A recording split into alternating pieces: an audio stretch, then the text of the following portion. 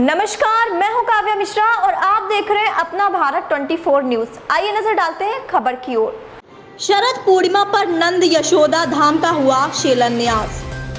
वृंदावन धर्म नगरी वृंदावन में रविवार को शरद पूर्णिमा पर्व की धूम मंदिरों के साथ साथ आश्रमों में भी दिखाई दी। इसी श्रृंखला में परिक्रमा मार्ग स्थित निर्माणाधीन नंद यशोदा धाम आश्रम में भी शरद पूर्णिमा पर्व विभिन्न धार्मिक अनुष्ठानों के मध्य धूमधाम से मनाया गया, जहां वैदिक मंत्रोच्चारण के मध्य विविध विधान से पूजा अर्चना कर आश्रम का शिलान्यास संस्थापक ब्रजराज महाराज के द्वारा किया गया। वहीं भक्तों ठाकुर जी एवं गुरु महाराज का पूजन कर आशीर्वाद लिया। संस्थापक महाराज श्री ने नंद यशोदा धाम की उपयोगिता और मानव जागृति संस्थान के उद्देश्यों के बारे में जानकारी देते हुए बताया कि इस आश्रम में वृद्ध महिला और पुरुष दोनों के रहने, भोजन एवं चिकित्सा आदि की निःशुल्क व्यवस्था रहेगी।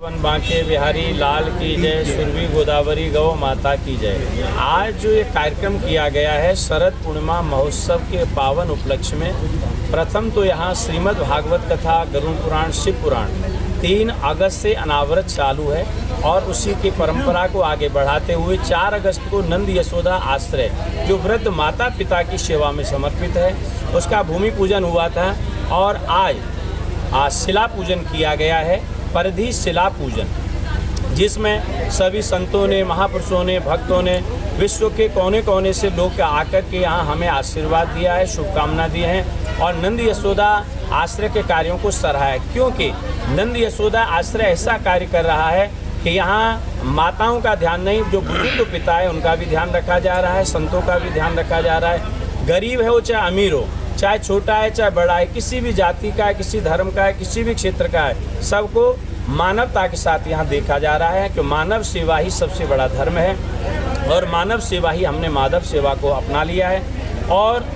नंद यशोदा आश्रय का एक संकल्प है कि परिक्रमा में रहने वाले, वृंदावन में आने वाले, भूखे को भोजन, प्यासे को पानी, रोगी को दवा, निर्वस्त्र को वस्त्र, बेरोजगारों को हम रोजगार भी दे रहे हैं और जो बेसहारा हैं, चाहे वो बुजुर्ग हैं, चाहे अविवाहित हैं, चाहे अनमैरिड हैं, जो बच्चा पढ़ना चाहते उनको शिक्षा दे रहे हैं, संगीत सीखना चाहे संगीत सिखा रहे हैं, वेद पढ़ना चाहे वेद पढ़ा रहे हैं और कोई भी जाति धर्म मजहब का है जो सनातन धर्म को स्वीकार करता है, हम उन सबको सनातनी बना रहे हैं। और परिक्रमा के अंदर आज जैसा आप सब जानते ही हैं कि यहाँ पर चैन चोर, बटुआ चोर, पर्स चोर, मोबाइल चोर बहुत तीव्र गति से बढ़ रहे थे। 22 अगस्त से हमने एक अभियान शुरू किया है कि वृंदावन परिक्रमा को और मंदिरों को चैन चोरों से और मोबाइल चोरों से मुक्त करना है। जो आपने सुना होगा कि आए दिन जो घटना होती थी 22 अगस्त के बाद कम हो गई। मानव जागृति संस्था ने स्वयं सेवी जो कार्यकर्ता हैं वो पूरे वृंदावन मंदिरों के आसपास घूमते हैं और कोई पकड़ा जाता है तो उसे कानूनन दंड दिया जा रहा है और उसे सुधारने के लिए मौका दिया जा रहा है, क्योंकि हम जानते हैं कि गलत काम कोई मजबूरी में करता है और उस गलत चीज़ को सही करने के लिए मानव जागृति का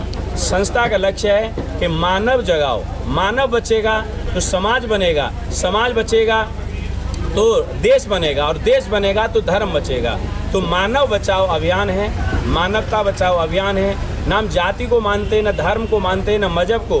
हमारा एक ही नारा है, मानवता का नारा है। मानव बचेगा तो सब बच सकता है, अगर मानव नहीं बचा तो कुछ नहीं बचेगा। और मानवता के काम को करते हुए नित्य यहाँ पर अखंड भंडारा चल रहा है। प्रातः चाय और खिचड़ी प्रसाद होता है, फिर दोपहर को भोजन होता है, शाम को चाय होती है, फिर रात को यहाँ भोजन होता है। रात को सोने की व्यवस्था है, रहने की व्यवस्था है। कोई भी असहाय बेसहारा कोई आता है उन सबको भगवान अतिथि देवो भव, अतिथि लेवो भव की भावना नहीं है। और हमारे यहाँ एक कार्य प्रारंभ किया है जो वृंदावन परिक्रमा में सबसे पहले जो भिखारी बना के लोगों को खिला रहे थे, हम सब लोगों को पात्र में यहाँ खिला रहे हैं और भरपेट खिलाते हैं। हमारे ब्रज में कहा गया है, अर्ध भोजन वृद्ध गाय दाता दे नरक हो जाए। जो आधा भोजन खाता है खिलाता है वो दोनों ही नरक जाते हैं। तो इस धारणा को हम खत्म कर रहे हैं और मानवता को हम। इस खबर में बस इतना ही। बने रहें अपना भारत 24 न्यूज के साथ।